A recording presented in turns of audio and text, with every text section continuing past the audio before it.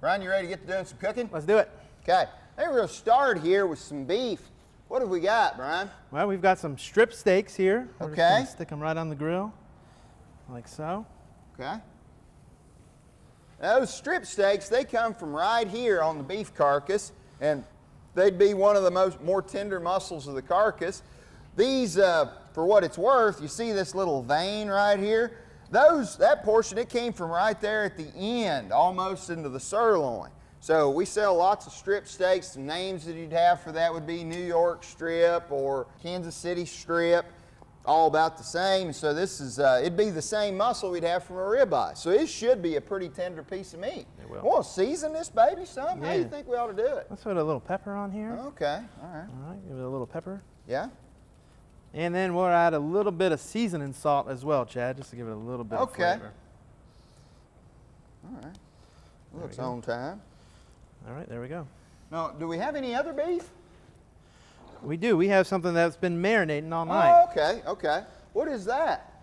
I think that's mock tender. Yeah.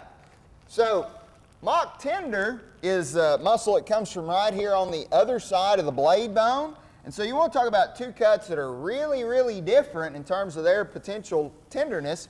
Here's one that's very tender, or has the potential to be very tender. This mock tender, that's kind of a misnomer, actually. We just put the rest of them on there. Okay. We'll just eat it all. Let's do it.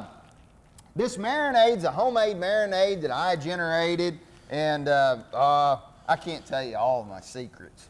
But the point is that something like this that could be a little chewier, we probably need to help it with a marinade, because some vinegar-based stuff, that will help to break down some of that connective tissue. How do you think, how far along should we cook these, do you think, Brian? Well, the minimum recommended temperature is 145 degrees. Okay. So that's what we're going to shoot for on this beef. And then the other nice thing about having the marinade for this contest is you can bring your marinade from home. Okay.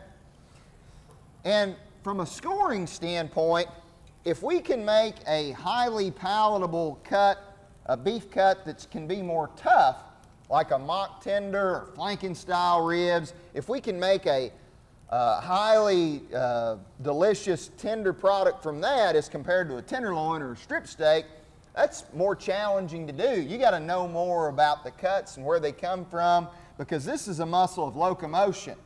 It's got more connective tissue, where this is a muscle of posture. Let's let this beef cook.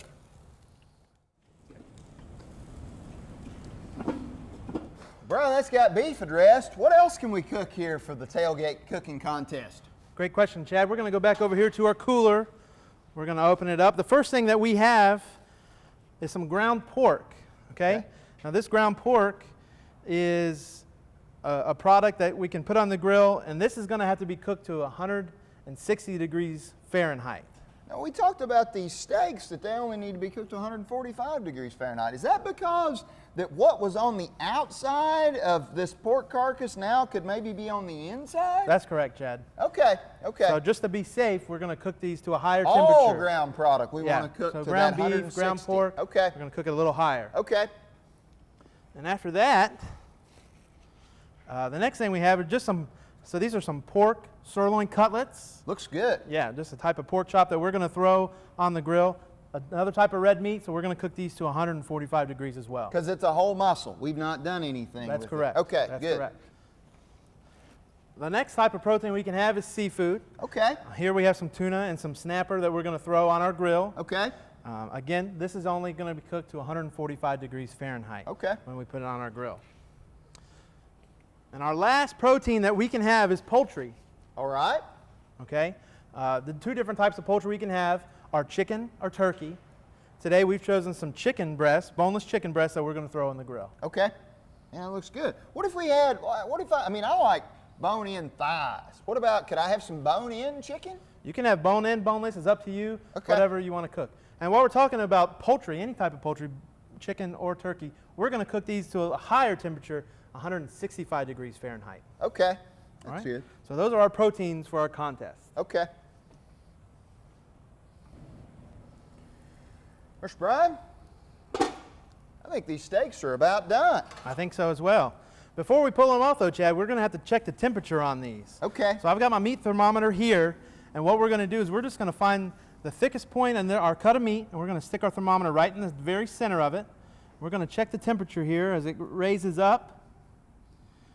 And there it goes. It just hit 145 degrees on this beef cut. So these are ready to be pulled off. Okay. I'm going to take my thermometer out. And I'm going to grab our container here, a clean container. Now, make sure when you're pulling these off that this is not the same container that was holding the raw meat before you put it on the grill, because that's cross-contamination. That's the way to get sick. These are looking good. All these marinated steaks. And then these strip steaks, they're ready as well.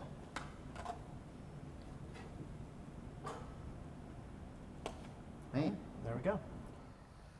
We've finished up cooking our beef protein product here, and when you turn this in for assessment, it will go into an individual styrofoam that will be anonymous for the assessment of the judges from the cooked product.